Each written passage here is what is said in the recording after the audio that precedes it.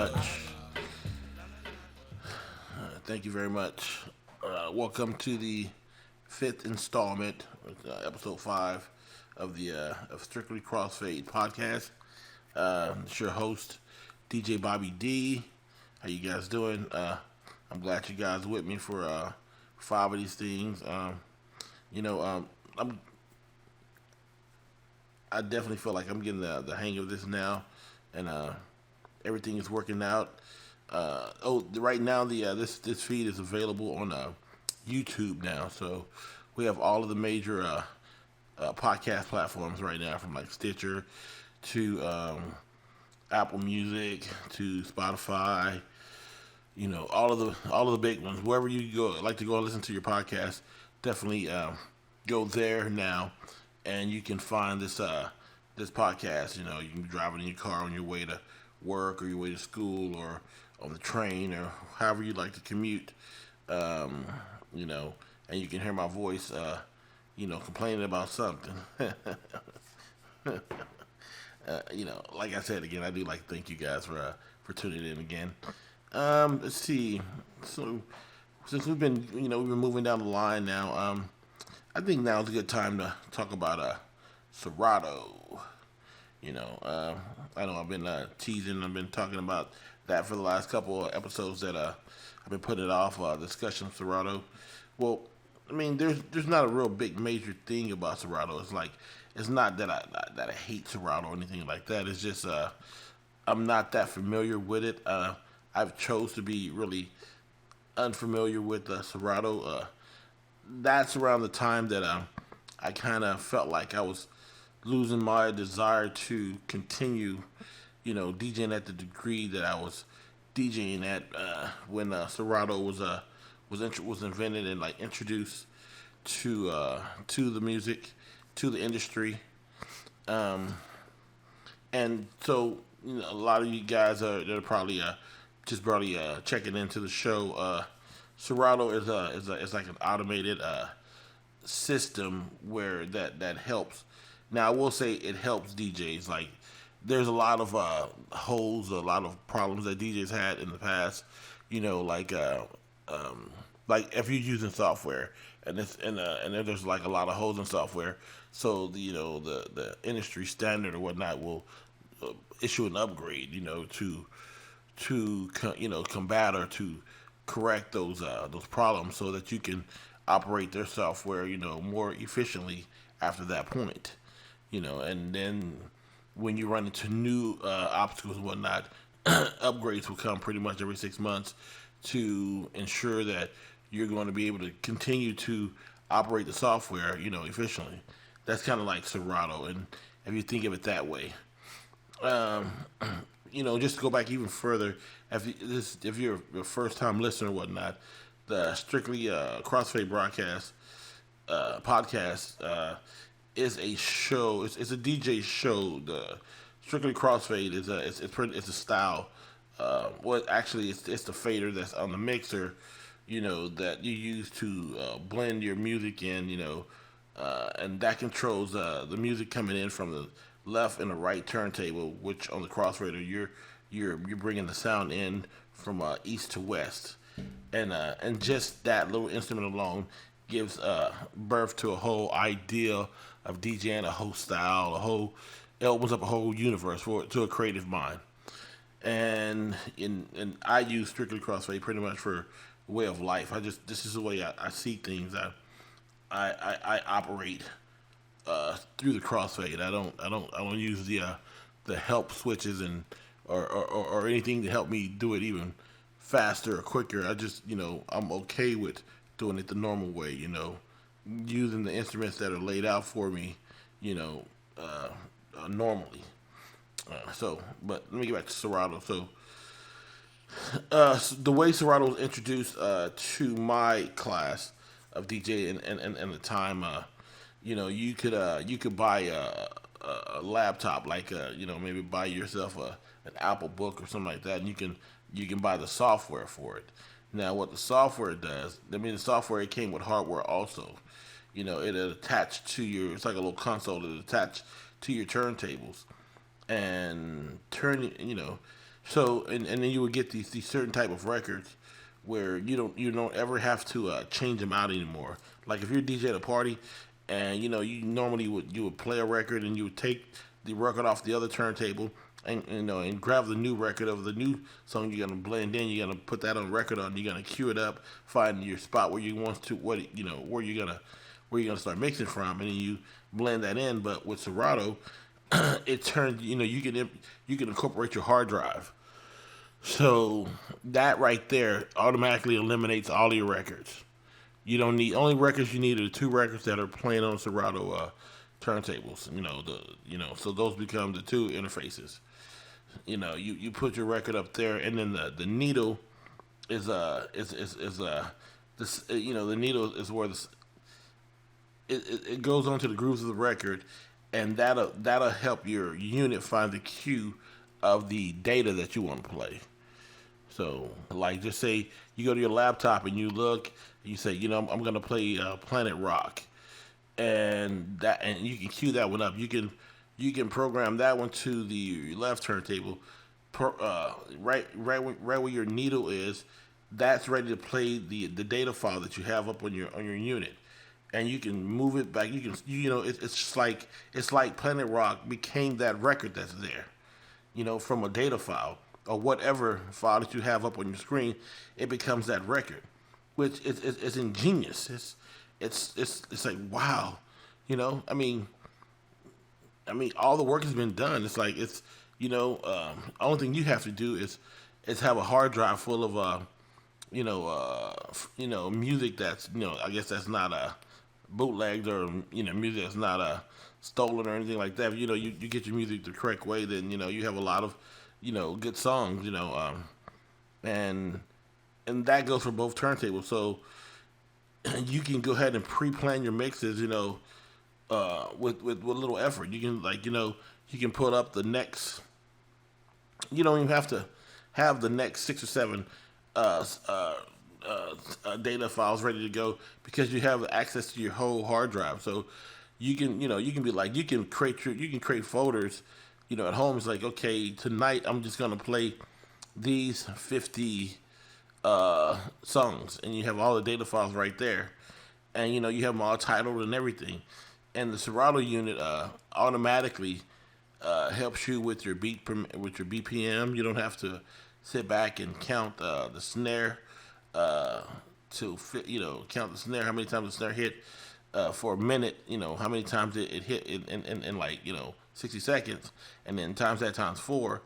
It's already done for you. So that's how you know what your beat per minute is on your turntable. On your song, you just have to grab another data file that already has the same beat per minute, because it's gonna pop up, and you can you just keep your turntables the speed cue all the way down to 0, or however you want to put it. You may put on -2, -2, or 0, and you can just blend. Just mix right there all day.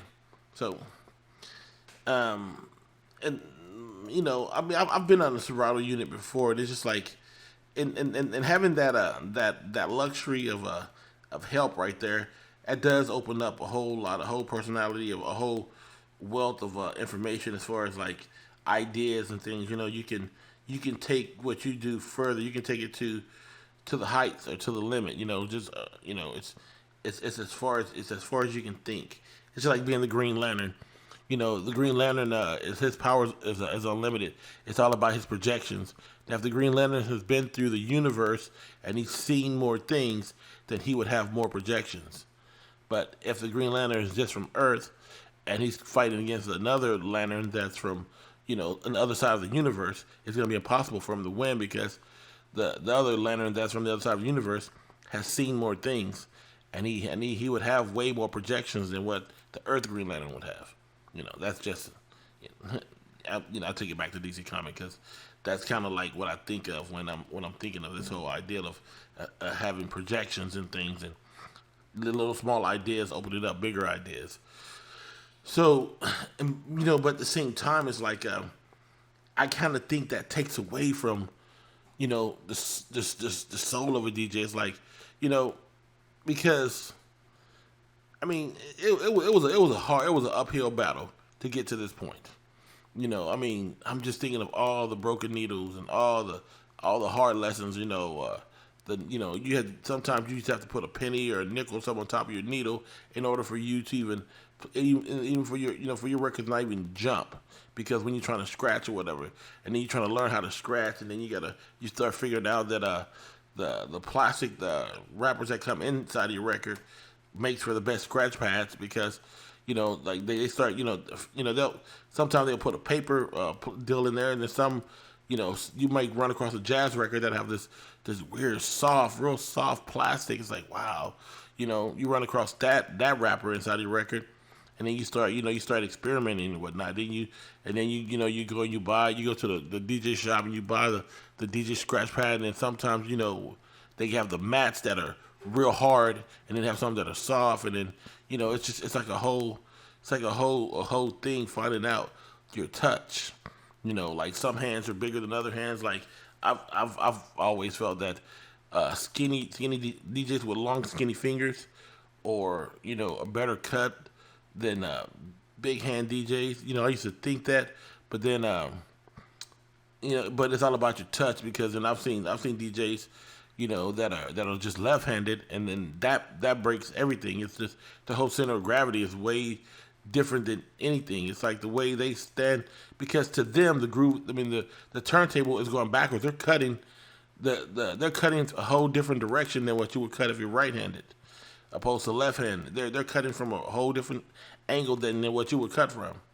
And their whole center of gravity is way different than yours, and it's just like, but just those, like, just learning that kind of stuff, I just felt like Serato was like, is like taken away from that. But that's just how I feel. Maybe at the time, or I just wasn't giving it a chance, or just like, maybe it's just my rebellious spirit. I'm just like, man, f that. I don't trust that. You know. I just couldn't get into it. I just felt like, I felt like with Serato, if my aunt and my uncle wanted to DJ, they could now. It's like they don't have to. It's just like, like some DJs don't know when they have to get certain things. Like, like I DJed here in Texas, so if you're a Texas DJ, then if you go across this state, you do shows, and like you go across cities like um, say Austin or Lubbock, or like or somewhere like that, or Amarillo. You will learn that you need to incorporate a dolly with what you do, because most times you can roll up to the club, and and load up and stuff right there, load and unload, and do your thing at the club and whatever. But then you got cities like Austin where a lot of times you don't have the luxury to load and unload at the club, and then and if you don't get to the club at a certain time, the streets are already blocked off. Like, just say, or in Lubbock, like I say, Austin or Lubbock or something like that, or San Angelo. That's another one. You have to park, 4 or 5 blocks down the road, and then if you go walking with, 20-pound turntables and the record strapped to your back and all this stuff, down the street, and you got to load up and unload, and then at the end of the night you got to come back and get your stuff, it's just, and then you find out, man, boom, I need to get a dolly. I need a dolly with what I do. I can't drive this little car anymore. I need to actually get a utility vehicle and whatever, and stuff like that. I mean, I took pride in stuff like that, learning those lessons, and having those kind of struggles and whatnot, But now with, like, Serato or whatever, which I say it's easier for some DJs because you just roll to the club now with your hard drive. You don't have to do all that anymore. You just roll in, and you plug in, you get on their unit, and you let it go. You have your 100 terabyte drive, and just and boom. But now they have like little Serato units where you can, I don't know, for like maybe a couple $1,000 you can just have the you can have the whole unit you can carry with you. It's the mixer, the little turntable deals, the computer. It's all, you can fold it all up. It's like DJ's been automated. A lot of the little, quirks have been fixed for you. I mean, all the mistakes of DJ past have all been answered. And so I felt like them, kind of simplifying or correcting DJing or whatever. It kind of hurt the DJ also, and then I'll talk more about that in a second. The industry changed. It's like something happened in music, especially hip hop music, as far as the consideration for the DJ or the place or the spot for the DJ, because I remember a time when Cruise, it was a beautiful thing to be in a group. There were groups all over the place. And a group, it just means a couple guys that are working together for a common goal. Like, you get a couple guys that are working together to make a perfect album and reap the rewards. Tribe Called Quest, boom, Low End Theory. They got the rapper together, got the producer together, got the DJ together. They all went in the studio. Boom, boom, boom, bada bing, boom. Low End Theory comes out. That's when that record comes out, nothing's touching it. Nothing's touching it. And credits read, produced, whatever, by Tribe Called Quest. That's only one credit. It's like that helps the group out because it doesn't matter how much or what, who did what. Every piece of contribution goes to the whole. Like there may be a guy in the group that he's good at playing the keys or whatever. Well, everybody in the group don't need to know how to play the keys. You just need a good keyboard player, and you need a good DJ. You need a good rapper. You need but everybody gives in an opinion. Like, just say if a DJ's cutting something that's too loud, then the rapper's like, hey man, why not cut this? Why not cut that? The DJ will like, okay, let me try that out. They'll give it a listen. Hey, and he was right. Boom. And then the DJ maybe like, hey, that those drums are, that snare it's just it's a little too loud, or it hits too hard, or what about this one or that one? You know what? And what about this sound? Let me show you. Let me play you this little riff real quick. Let me play this bass line or whatever. Let's chop this up instead. They give it a listen. Boom. That was a great idea. And then the producer will grab it, or whoever arranges it, whatever, grabs it, cuts it up, puts it into the mix, and boom. So it's like, well, whose idea was that? No, the idea. Who cares who idea it was? It was an idea that from the group, and it worked. So let's just you just got to roll with it like that. But somewhere out of that dynamic or whatever, the DJ became a work for hire. And it's like, cause like I was getting ready to say, like, back in the days, you used to listen to old hip hop, right? You go listen to some of the records from like the '80s or whatever. There was always a DJ cut on there. It's like there was always a record that if they had a good DJ in the group or whatever, they let him get down. Hey man, boom, get down. Mr. Mix, boom, get down. DJ Premier, getting your deep concentration. Jazzy Jeff, go and get you a touch of soul, or a touch of jazz. It's like that used to be, that was a norm. It's like, and people like me were fans of that, and it's like I waited to hear those DJ cuts, and then somewhere around, getting close to the '90s, whatever, that went away, and it's like, wow, you can feel how the industry starts to change. So somewhere around there, when Serato was coming out or whatever, maybe right before or whatever, there's these DJ crews that came out, and one of the biggest ones is, this is kind of like, there was a time before this group and then there was a time after this group, but this one group was called the Invisible Scratch Pickles. Now they came like a whirlwind. This is this crew from Oakland, made up with a couple Asian cats, I guess a white cat or whatever, and they just had these weird cuts and scratches, and they were doing all this stuff that DJs do, but it was highlighted. It's like, at this point, it's like now the light is on the DJs, and then but there was no rappers or anything in the group. It was just like 4 or 5 DJs, and then the industry's like, okay, boom, this is the DJ's moment. Maybe it was, maybe it wasn't, but I feel like when this was this around this time is when things changed because from the Scratch Pickles, then you had other DJ crews that answered the call, like the Executioners, their crew, Rock Raider and those guys. They, boom, they came and they were like the answer. They were like the East Coast answer to the Scratch Pickles.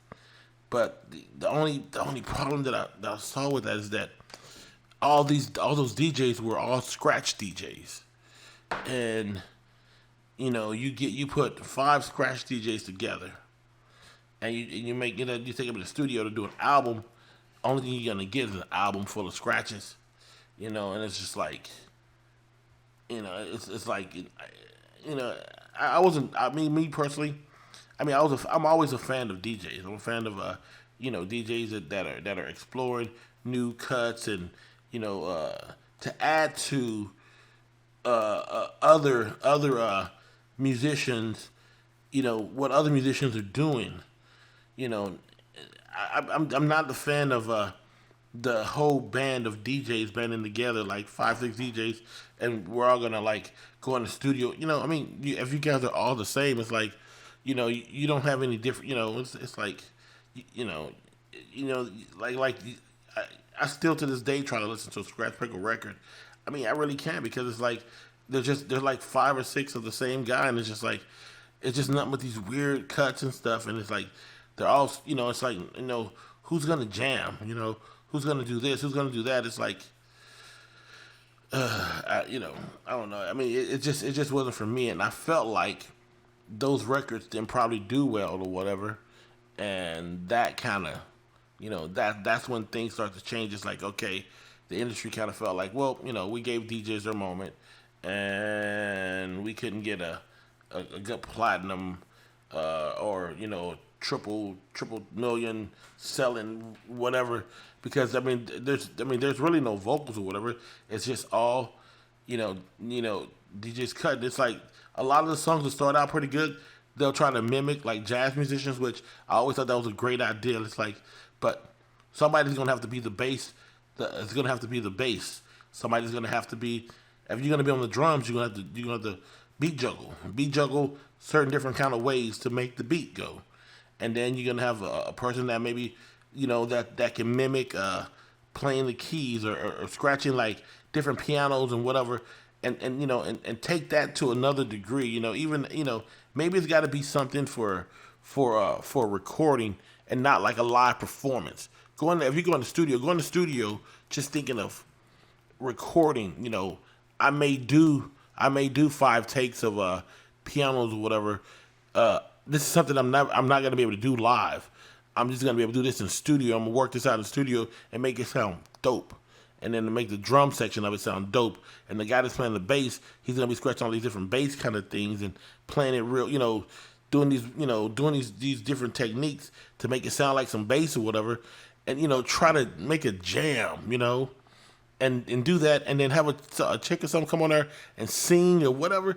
You get something like that, like I think that'd have been better, but but we didn't get that. We got a lot of Dr. Octopus, smoking herb on the moon, or kind of songs, and it's just like I just wasn't a fan.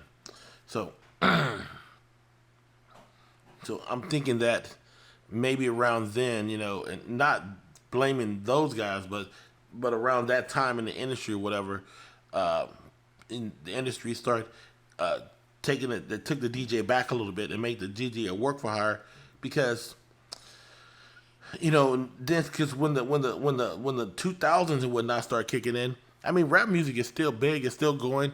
The groups aren't as big anymore, but rap music is still going, and guys are still going on tour, and this music still got to get played, and these shows still got to get still have to go. These late night shows, they still got to have the artists on, and it's still business as usual. What I mean when I say that is that just say on a late night show, just say the biggest artist that's out there. Just say Drake. Now, Drake does performances all the time or whatever. Okay, then if he does that, let me ask you this: then what's the name of Drake's DJ? See, it's like nobody knows because, but Drake does have a DJ. Drake does. I mean, at no point does Drake go out there and hits the hits the whatever he plays his music on, the dat whatever, he goes out there and hit that himself. Somebody controls the sound, and there's always a DJ involved. The DJ job is still there. It's just now the DJ's silent. It's like, you got all the number one guys like the Baby and all these other guys. They're out there, they're performing or whatever. They're going all over the world or whatever. They're having these big concerts and all this stuff. Of course, they have DJs. There's DJs with them the whole way, but the DJ is not highlighted anymore. The DJs are work for hire, and when I say work for hire, it's like, okay, let me see. Let me read what a work for hire. A work for hire agreement means essentially that if you hire a musician or producer or arranger to contribute to a project or recording session, you will retain copyright ownership of the finished work. Yeah, the finished work considered legal. You consider the legal author of the work. So, I'm sorry, I'm not a reader of legal technical stuff, but in a nutshell, what that's saying is that someone in the mix got smart and said, or just overthought or whatever, just say, you know what, I'm just gonna give people these papers, and whoever signs these papers, whatever work that they do with me, all their work belongs to me, and I'm just gonna pay them a wage for the work they did. So that kind of gets rid of the group, whatever. Just say now Drake don't, even though Drake can go to practice all the time and practice with his DJ, they can come up with their timing, they can do all this stuff, they can do all this work together, sweat and everything together. Drake still owns everything that the DJ does for him or whoever, the guitar player, it's not a group anymore. It's one person that owns everything, and everybody works for that one person. And which I guess you can make a living that way. I just wonder if you can make a living that way. Well, because it's like, I'm not with a group anymore, and I'm not in these agreements or anything, but I'm just like, I'm just wondering what happened to, I remember I used to know all the DJs, you see all the top groups, and boom, like just say back in the day, even in the 80s, you have solo artists like, I consider Big Daddy Kane was a solo artist back in the day. So Big Daddy Kane had a lot of records, he did a lot of shows, he did a lot of whatever. He was considered a solo artist, but who was Big Daddy Kane's DJ? That's right, Mr. C. Because it was important for, the DJ to be, the DJ is putting in work also, and it's good to know him. His name got to ring out also. That's part of the crew, and it's like he's got to get paid as such. He's just not sitting here working for you. He's building something also. You guys are building something together. But that's what I felt like it used to be. But things change. Things change. Industry change. And only, I guess the reason that this is on my mind like this is because something that recently happened in the news. Now, I was watching the news, and then they came up with a story, and they're like that they have found the person who killed Jam Master Jay, and they named the people that they think, they named their names, people that they think they killed Jam Master Jay, and then they named the reason that they think that the reason why Jam Master Jay was killed. It's like, now, and then I heard the why, and it's just amazing to me that this could. I don't know if this is true or not, but just to say this is true, just say everything they're saying is true. Like, boom, Jam Master Jay was dealing drugs. I'm sure that's not so far fetched. I'm sure, at some point, whatever. But let's say he was dealing drugs, and he get into this drug deal with these guys over these 5 keys or whatever, and it turned sour, and then and that led to the end of Jam Master Jay, which is very unfortunate. That's a terrible thing, but I'm just saying That was Jam Master Jay. Jam Master Jay was the DJ. It's a Hall of Fame DJ, man, of Run DMC. And Run DMC is a Hall of Fame rap group that was like the first to do everything. The first hip hop group to this. The first hip hop group to do that. The first hip hop group to everything. I mean, these guys have been on the road. These guys have been all these countries, and they've done all this stuff. And I'm sure, man, they made a killing. This, I mean, I would hope that they made all these millions of dollars together because it was called Run DMC, and that even though it mentions the two rappers that covered Jam Master Jay also. I mean, because every time I saw Run and DMC, I saw Jam Master Jay right there. From the first album, 30 Days and all that stuff, Rock Box, Hard Times, all the way to the last record. Now that Jay's dead, they don't do any more performances, whatever, without Jam Master Jay. So it's Run DMC was all three of them, man. It's like how is it that Jam Master Jay can do all of that, man, with Run DMC all those years, and all this money you would imagine to be. I mean, so many, you would imagine that was made. I'm sure Jam Master Jay. Jam Master Jay should have millions of dollars.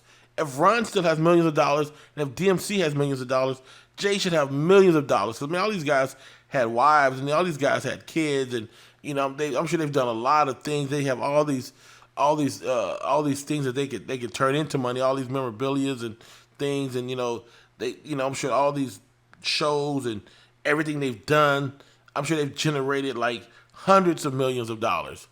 So how's it that Jam Master Jay, after all of that, has to be out here, making deals with drug dealers with keys and shit, and putting his life on the line or whatever.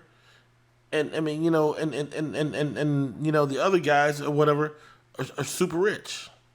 It's like, like at what point, was Jay a work for hire? Will Jam Master Jay work for hire? It's like I don't see how that's possible. It's like the story can be true. It's like, I mean, how is that possible? For Jam Master Jay to be a work for hire, man, after all those years and all that money that was made, I mean, why was he not still filthy rich, just like everyone else? So I don't know, man. It's just that right there is just.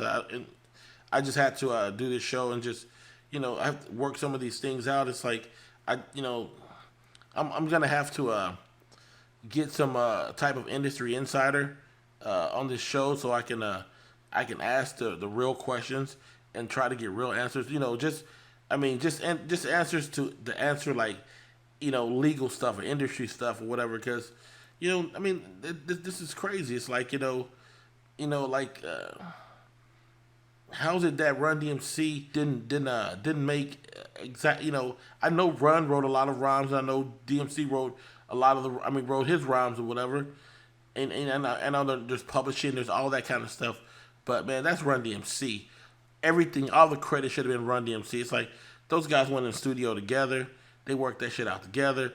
I'm sure Jam Master Jay let Run know some shit that the rhymes that weren't working. I'm sure he let DMC know that also.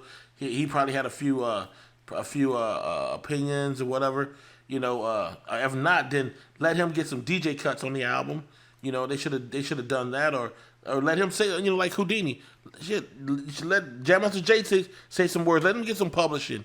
It's like, I think if you come up as a crew and you guys are getting out of there, man, out of a certain way of life, and you guys are trying to make it or whatever together, everybody should be able to eat, man. It's like, it shouldn't be where I'm eating steak and whatever, and then my boy that lived next door to me that helped me through poverty and I helped him or whatever, as long as he's eating like bologna or whatever, I should feel good about that. No, if then all of us should be eating bologna. Something. All right. Thank you for listening to my rant. This here was episode 5, the Strictly Crossfade podcast. If you have ideas, or you have questions and things like that or whatnot, started leaving the email address. You guys can always email me or whatever. Just say if you have some answers to some of these questions that I've been asking, you can email strictly CF podcast. That's strictly C like Charles, F like Frank, podcast at yahoo.com. That's the official email address for the show. You can go to the Twitter, and we have a Twitter account also. It's Fade Strictly. Just go and look up at Fade Strictly, and then boom, you're there for the Strictly Crossfade podcast. And you can go ahead and you can ask a question there, or you can make a request or whatever there, or just get at me or whatever. Maybe there's things that I'm totally wrong about. I would appreciate if you guys let me know. That's what this is all about. Just chopping it up. If you're listening to this broadcast on YouTube, the comment section is open. Just jump in there and let it go, let it fly. Just stay decent. I would hate to have to turn your comments off. Because my kids, they look at this stuff too. So that's all I'm saying. I'm just putting that out there like that. So all right. Once again, I guess we've done another one. Thank you for listening. I'm just gonna keep it coming. Peace.